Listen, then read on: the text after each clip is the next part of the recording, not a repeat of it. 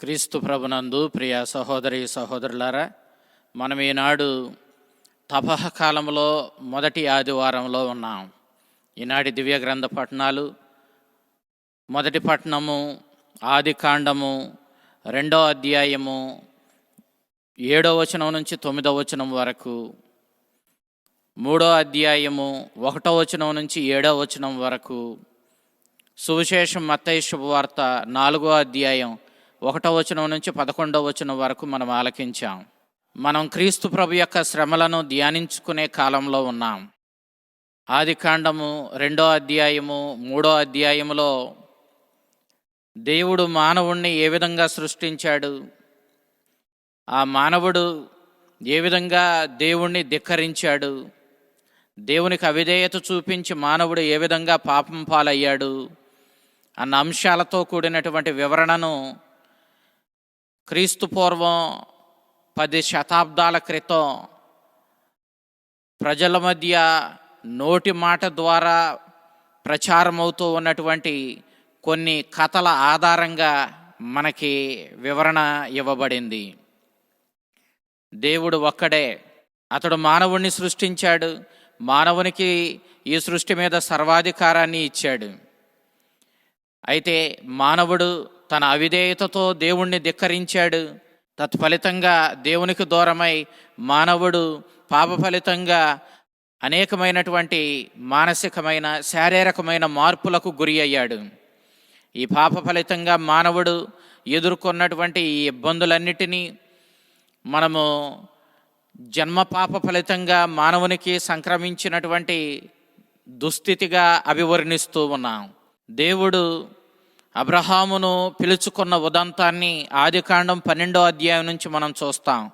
అంతకుముందు మనం ఆలకించేటటువంటి వివరణ అంతా కూడా దేవుడు అసలు ఎందుకు అబ్రహామును పిలవవలసి వచ్చింది, అబ్రహాము ద్వారా మహాజాతిని ఎందుకు దేవుడు ఏర్పాటు చేశాడు, ఈ జాతిని ఎందుకు తాను ఎన్నుకున్న జాతిగా దేవుడు రూపొందించుకొని తద్వారా ఈ జాతి నుండే దేవుడు మనుష్యావతారం ఎత్తి ఈ మానవాళిని ఎందుకు రక్షించవలసినటువంటి ఈ ఆవశ్యకత ఏర్పడింది అన్న వివరణను ఈ కథలు మనకు తెలియచేస్తాయి. అయితే ఈ కథల ద్వారా మనము దేవుడు మానవుణ్ణి ఎంత ప్రేమతో చేశాడో, దేవుడు ఎంతటి జ్ఞానం కలవాడో, ఎంత సర్వశక్తిమంతుడో, తనను పోలి ఉండేలా దేవుడు ఏ విధంగా మానవుణ్ణి మావలే మమ్ములను పోలి మానవుడు ఉండాలి అంటూ దేవుడు ఎంతగా మానవుణ్ణి ప్రేమతో సృష్టించుకున్నాడో మనకు ఈ కథలు వివరిస్తూ ఉన్నాయి. దేవుడు మట్టిని తీసుకొని మట్టి నుండి ఒక కుమ్మరి ఏ విధంగా కుండను తయారు చేస్తాడో ఆ విధంగా మానవుణ్ణి దేవుడు రూపొందించి ఆ మట్టి బొమ్మకు తన శ్వాసను ఊది తన ఆత్మను ఆ మట్టి బొమ్మలో ముక్కురంధ్రాల ద్వారా ప్రవేశపెట్టి ఆ రోహాను ఊదడం ద్వారా, శ్వాసను ఊదడం ద్వారా దేవుడు మానవునికి జీవం పోసినట్లుగా మనం చూస్తూ ఉన్నాం. ఇంతటి ప్రేమతో చేసుకున్న మానవుడు దేవుణ్ణి విధేయించాలి, గౌరవించాలి, ఆ దేవునికి స్నేహితునిగా దేవునితో సంబంధం కలిగి జీవించాలని మాత్రమే దేవుడు కోరుకున్నాడు. కానీ మానవుడు దేవుణ్ణి ధిక్కరించాడు, దేవునికి అవిధేయత చూపించాడు. ఆయనకు విధేయుడై ఉండడానికి బదులుగా దేవుణ్ణి అతడు తిరస్కరించడాన్ని మనం చూస్తూ ఉన్నాం. మనం ఇక్కడ ఏదేను తోటను చూస్తూ ఉన్నాం. ఏదేను తోట మానవుడు ఆనందంగా జీవించిన ఆ స్థితిని తెలియచేస్తూ ఉంది. జీవవృక్షాన్ని మనం చూస్తూ ఉన్నాం. ఈ జీవవృక్షము తనను విధేయించే మానవునికి దేవుడు ఇవ్వాలి అనుకున్న నిత్య జీవాన్ని అది సూచిస్తూ ఉంది.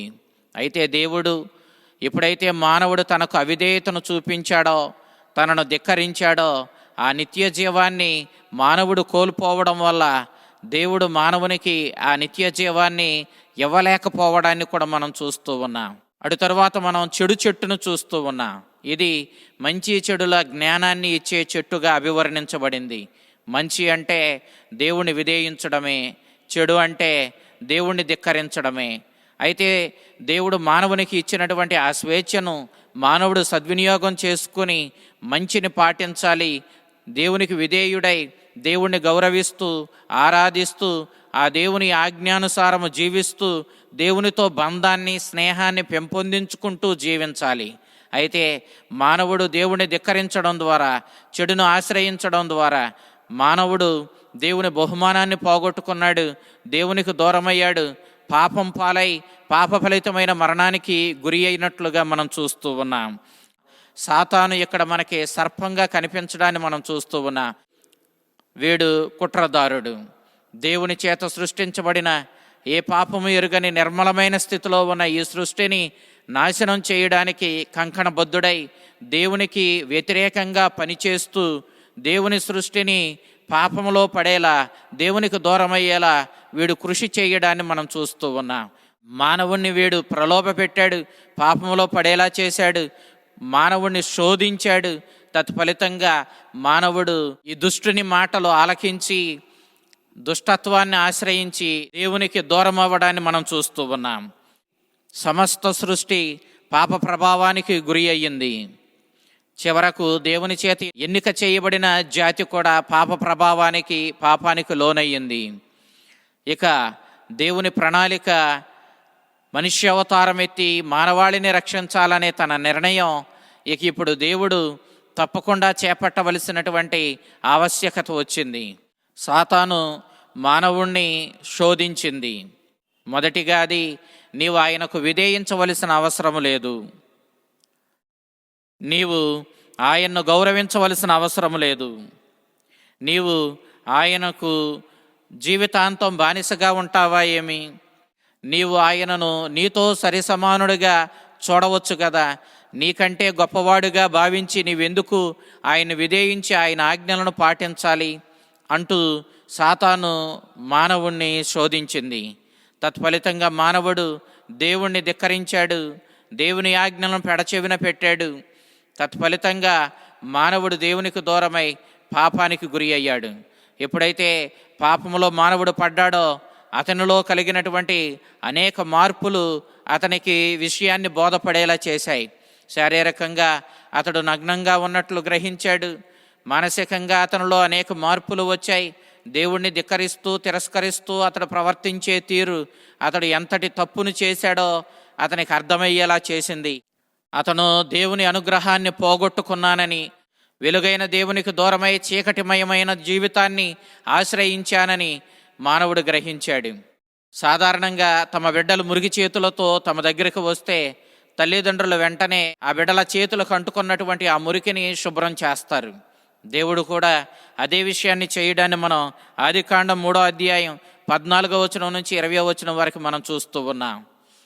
మానవుడు తన అవిధేయతతో సుఖాన్ని కోరుకొని, గర్వాన్ని నెత్తికెత్తుకొని, ఘనతను ఆశ్రయించి పాపం చేశాడు. తత్ఫలితంగా ఆ పాపపు స్థితిలో ఉన్న మానవునికి తండ్రి అయినటువంటి దేవుడు వెంటనే విరుగుడును ప్రసాదిస్తున్నట్లుగా మనం ఇక్కడ చూస్తూ ఉన్నాం. పాపము సుఖాన్ని కోరుకొని చేస్తాం, ఘనతను కోరుకుంటాం, అవిధేయులమై మన గర్వాన్ని ప్రదర్శిస్తూ మనం పాపం చేస్తూ ఉంటాం. అయితే ఈ గర్వం కారణం చేత పాపములో పడినటువంటి ఈ మానవునికి విరుగుడునిస్తూ దేవుడు, ఇదిగో నీవు శ్రమల పాలవుతావు, ఎంతో కష్టపడి భూమిని దున్నుతావు, నువ్వు ఎంత శ్రమించినా ఈ భూమి నీకు మంచి ఫలాలకు బదులుగా ముళ్ళ తిప్పలనిస్తుందని చెప్పి అతనికి విరుగుడునిచ్చినట్లుగా మనం చూస్తూ ఉన్నాం.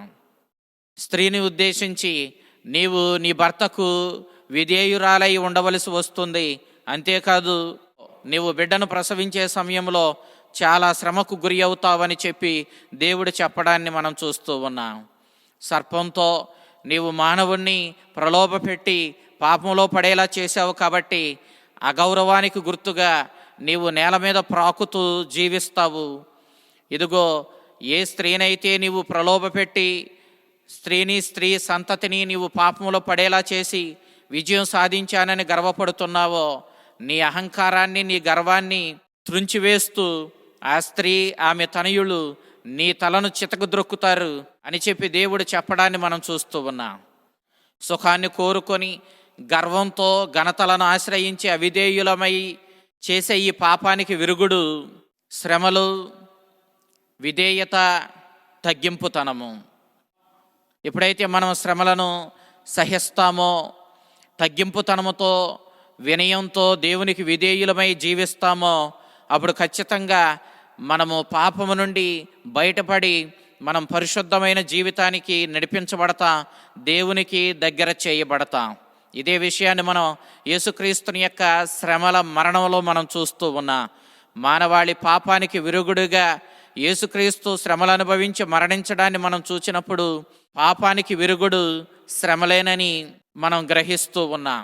యేసుక్రీస్తు తండ్రికి విధేయుడై తగ్గింపుతనముతో మరణం వరకు వినయాన్ని ప్రదర్శిస్తూ తాను శ్రమల మరణం ద్వారా మానవాళి యొక్క పాపానికి విరుగుడు తీసుకొని వచ్చిన అంశాన్ని మనం గ్రహించినప్పుడు మానవుడు ఈ శ్రమలకు విరుద్ధమైనటువంటి సుఖాలను కోరుకొని పాపానికి గురి అవుతున్నాడు. కాబట్టి ఈ సుఖానికి విరుగుడైనటువంటి శ్రమలు పాపానికి విరుగుడు తెచ్చి మనల్ని దేవునికి మరింతగా దగ్గర చేస్తాయి అనేటటువంటి సత్యాన్ని మనం ఇక్కడ గ్రహించాలి.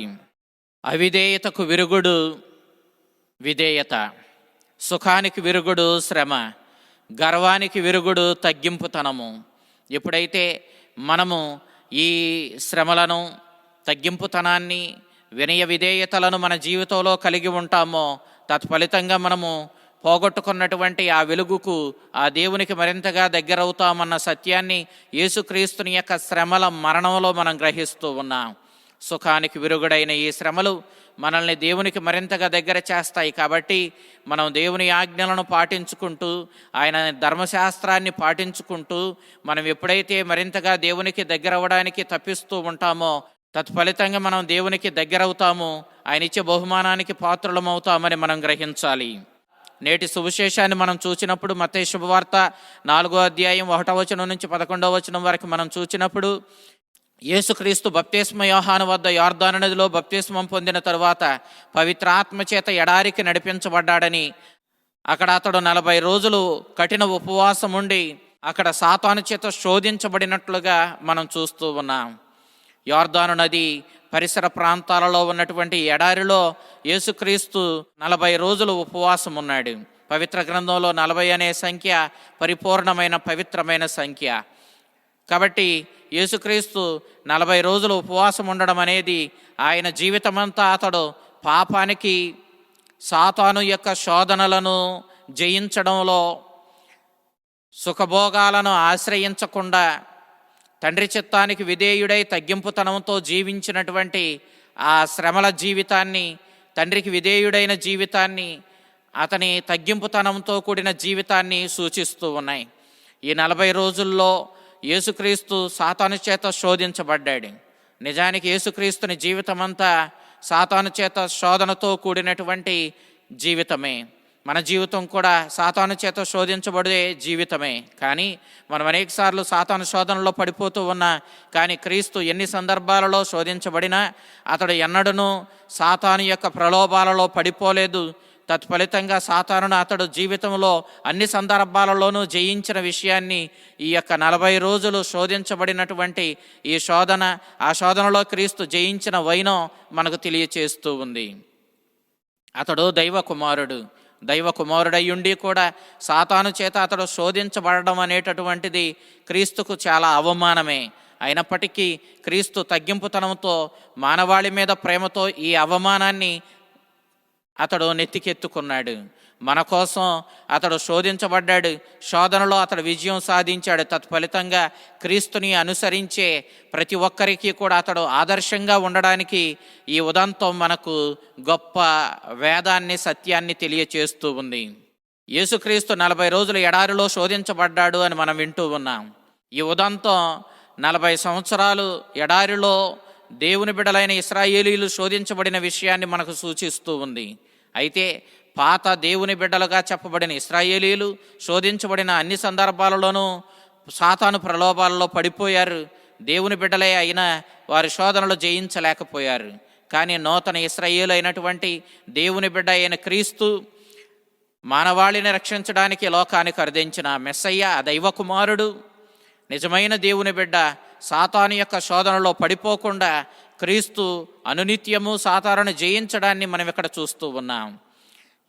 క్రీస్తు మెస్సయ్య, అతడు మానవాళిని రక్షించడానికి లోకానికి అరుదించిన దైవ కుమారుడు. కాబట్టి ఈ మెస్సయ్యను, ఈ దైవ కుమారుణ్ణి సాతాను అనేక రీతుల్లో శోధించడాన్ని మనం చూస్తూ ఉన్నాం.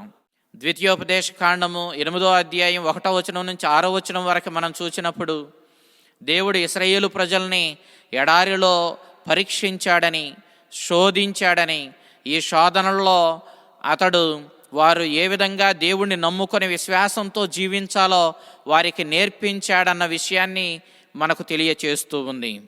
క్రీస్తు కూడా మానవుడిగా ఈ లోకానికి వచ్చాడు కాబట్టే ఆ మానవత్వంలో సాతాను చేత అతడు శోధించబడడానికి అనుమతించాడు. అందుకే సాతాను ఆయన్ని శోధించింది. అయితే ఈ శోధనలో అది ఏ విధంగానూ క్రీస్తుని జయించలేకపోవడాన్ని మనం గమనించాలి. నిజానికి యేసుక్రీస్తుకి అనేక సందర్భాలలో వచ్చినటువంటి శోధనలను మత్తయి సువార్తకారుడు 3 ముఖ్యమైన శోధనలుగా మనకి ఇక్కడ అభివర్ణించి తెలియచేయడాన్ని మనం చూస్తూ ఉన్నాం.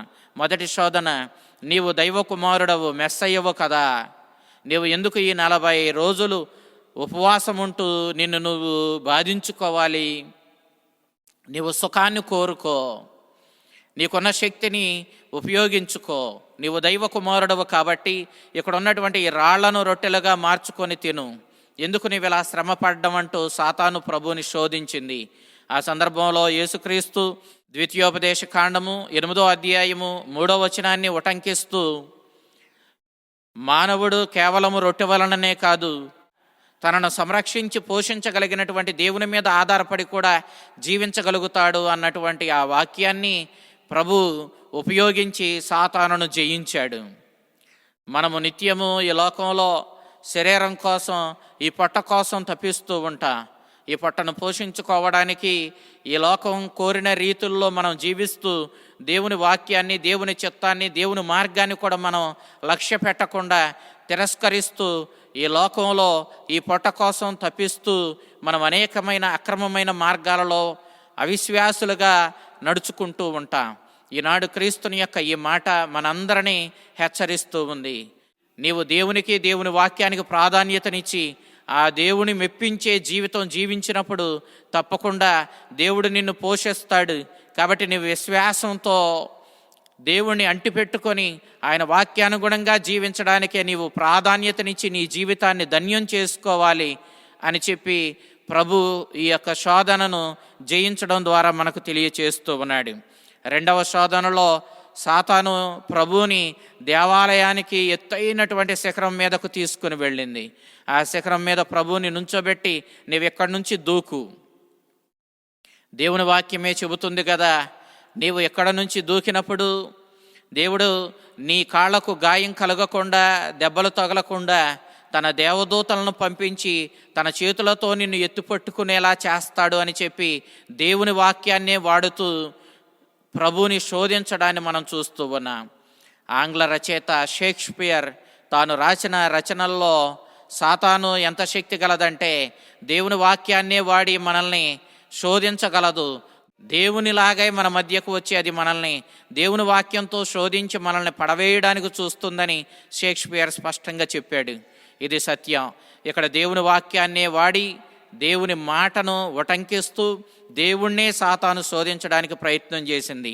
ఈ సందర్భంలో ఆదికాండం 17వ అధ్యాయం 17వ వచనము, ద్వితీయోపదేశ కాండము 6వ అధ్యాయం 16వ వచనంలో నీ దేవుణ్ణి నీవు శోధించరాదు అన్నటువంటి దేవుని వాక్యాన్ని ఉటంకిస్తూ సాతానును జయించాడు. సాధారణంగా మనము దేవుణ్ణి అనేక సందర్భాలలో శోధిస్తూ ఉంటాం. మన శరీరం అంతా పెట్రోల్ పోసుకొని, నేను నా శరీరానికి అగ్నిని వెలిగించుకుంటాను, నేను కాలితే దేవుడు నన్ను రక్షించనట్లు, నేను కాలకుండా ఉంటే దేవుడు నన్ను రక్షించినట్లు, దేవుడు నన్ను రక్షిస్తాడో లేదో చూస్తానంటూ మనం దేవునికి పరీక్ష పెట్టకూడదు. దేవుణ్ణి పరీక్షించడం అంటే దేవుణ్ణి అవమానించడమే. దేవుని స్థాయి ఎక్కడ, మన స్థాయి ఎక్కడ? ఒక టీచర్కి, స్టూడెంట్కి ఉన్నటువంటి స్థాయిలు మనం చూస్తే టీచర్ది ఉత్తమమైన ఉన్నతమైన స్థాయి, స్టూడెంట్ది తక్కువ స్థాయి. అలాంటి సందర్భంలో ఒక టీచర్ తన యొక్క విద్యార్థికి పరీక్ష పెట్టొచ్చు, కానీ ఒక విద్యార్థి లేచి నేను మిమ్మల్ని పరీక్షిస్తానని టీచర్ని అన్నప్పుడు ఆ టీచర్ ఏ విధంగా అవమానానికి గురి అవుతారో మీరు ఆలోచించండి. అందుకే టీచర్కు నువ్వెవడవరా నన్ను పరీక్షించడానికి, నీవంత గొప్పోడివా అని ఆ విద్యార్థి మీద కోపగించుకోవడం కూడా మనం చూస్తూ ఉన్నాం. కాబట్టి మనకంటే గొప్ప స్థాయిలో మహోన్నతమైన స్థితిలో ఉన్న దేవుణ్ణి మనము ఏ విధంగానూ పరీక్షించడానికి, శోధించడానికి మనకు అర్హత లేదు. ఈ విషయాన్ని మనం గమనించాలి. 3వ శోధనలో సాతాను ప్రభువుని ఎత్తైన పర్వతం మీదకు తీసుకుని వెళ్ళి ఈ ప్రపంచంలో ఉన్న సకల సంపదలను, రాజ్యాలను చూపించి, ఇదంతా నా ఆధీనంలోనే ఉంది, నీవు నన్ను ఆరాధించినట్లయితే ఈ రాజ్యాలను, ఈ అధికారాలను, ఈ సంపదలను నీ వశం చేస్తానంటూ సాతాను ప్రభువుని శోధించింది. ఇక్కడ సాతాను ఈ లోక సంబంధమైనటువంటి సంపదలను, ఘనతలను అది సూచిస్తూ వీటిని పొందడానికి ప్రయత్నించమంటూ ఉంది. ఒక విధంగా అది విగ్రహారాధన చేయమని అడుగుతూ ఉంది. నీవు నన్ను సాష్టాంగపడి ఆరాధిస్తే ఈ సంపదలన్నీ నీకు ఇస్తానని చెప్తూ ఉంది. ఇక్కడ నిజమైన సర్వశక్తిమంతుడు ప్రభువు సాతాను కాదు, దేవుడే. దేవుని ఆధీనంలోనే ఈ సమస్త సృష్టి, దీని సంపదలు, దీని సమస్తము ఉన్నాయి. కాబట్టి ఆయన కావాలి అనుకున్న వారికి ఆయన వాటిని అనుగ్రహిస్తాడు. అయితే ఇప్పుడు సాతాను ప్రభువుని ప్రలోభ పెడుతూ ఇవన్నీ తన ఆధీనంలో ఉన్నాయి, వీటన్నిటికీ నేనే ప్రభువునని చెబుతూ ఉంది. ఆ విధంగా సాతాను విగ్రహారాధన చేయమంటూ ఉంది. సాధారణంగా మన జీవితంలో దేవుణ్ణి అశ్రద్ధ చేసి ధన వ్యామోహంతోనూ, శారీరక సుఖాలతోనూ మనము మత్తెక్కిపోయి దేవుణ్ణి లక్ష్య పెట్టకుండా జీవిస్తూ ఉంటాం. ఆ విధంగా మనం శారీరక సుఖమనే విగ్రహాన్ని, ధన వ్యామోహం అనే విగ్రహాన్ని ఆరాధిస్తూ నిజదైవమైన ఆ ప్రభువుని అశ్రద్ధ చేస్తూ మనం జీవిస్తూ ఉంటాం. అందుకే మనం విగ్రహారాధనకు పాల్పడిన వారం అవుతాం. ఈనాడు ప్రభు ద్వితీయోపదేశకాండం 6వ అధ్యాయం 13వ వచనాన్ని ఆధారంగా చేసుకొని నీ దేవుడైన ప్రభువుని ఆరాధించు, అతడే సమస్తానికి ప్రభు, ఆయనను మాత్రమే ఆరాధించి ఆయనను కీర్తించమని చెప్పినటువంటి దేవుని వాక్యాన్ని ఆధారంగా చేసుకొని సాతానును జయిస్తూ ఉన్నాడు. ఇక సాతాను అన్ని విధాల ప్రభువుని ప్రలోభపెట్టి శోధించి, ఇక సాతాను ప్రభువుని గెలవలేదని అర్థం చేసుకున్నప్పుడు ప్రభువుని వదిలిపెట్టి వెళ్ళిపోయింది. తరువాత దేవుడు ఆ 40 సుదీర్ఘ దినాల ఉపవాసం తర్వాత తన దూతలను పంపించి ప్రభువుని పోషించినట్లుగా మనం చూస్తూ ఉన్నాం. మన జీవితంలో కూడా మనం అనేక శోధనలకు గురి అవుతూ ఉంటాం. అన్ని శోధనలు కూడా మనల్ని దేవుడి నుంచి దూరం చేయడానికి చూస్తాయి. మనల్ని ఈ లోకపు ఘనతలు, ఈ లోకపు సుఖాల వెనకాల పరిగెత్తేలా చేస్తాయి. కాబట్టి మనము ఈ సత్యాన్ని గ్రహించి దేవునికే ప్రాధాన్యతనిచ్చి జీవిస్తూ మనము దేవుడిచ్చే ఆ నిత్య జీవాన్ని సొంతం చేసుకునేలా, ఆ రక్షణ భాగ్యాన్ని సొంతం చేసుకునేలా మనం గట్టి ప్రయత్నం చేయాలి. మనం ఈ లోకాన్ని, ఈ లోకపు ఘనతలను కోరుకుంటే, సుఖాల వెనకాల పరిగెడితే దేవునికి దూరం అవుతా, దేవుడిచ్చే ఘనతను పోగొట్టుకుంటా. ఆ శాశ్వతమైన నిత్యానందాన్ని, నిజ సంపద అయినటువంటి ఆ పరలోక భాగ్యాన్ని సొంతం చేసుకోవడానికి ఈ లోకంలో మనకి ఎన్ని ఇబ్బందులు ఎదురైనా, ఎన్ని శ్రమలు ఎదురైనా ధైర్యంతో వాటిని ఎదుర్కొంటూ మనం ఆ క్రీస్తుని బాటలో పయనించాలి. ఆ శిలువ మార్గాన్ని మనం అనుసరించాలి. శ్రమల మార్గాన్ని మనం సొంతం చేసుకోవాలి. తద్వారా ప్రభు ఇచ్చే ఆ శాశ్వతమైనటువంటి ఆ ఆనందానికి, ఐశ్వర్యానికి మనం వారసులం అవ్వాలి. అంతటి భాగ్యాన్ని మనకు దయచేయమని, ఈ శోధనలను, సాతానును జయించగలిగిన శక్తిని, అంతటి జ్ఞానాన్ని మనకు ప్రసాదించమని ఆ ప్రభువుని వేడుకుందాం. ఆ కరుణామయుడు మనలను తన అపారమైనటువంటి జ్ఞానంతోనూ శక్తితోనూ నింపి సాతానును జయిస్తూ క్రీస్తుని అనుసరిస్తూ జీవించేటటువంటి ఆ క్రీస్తుని నిజమైన అనుచరులుగా మనల్ని మార్చి మన జీవితాలను ధన్యం చెయ్యునుగాక. ఆమేన్.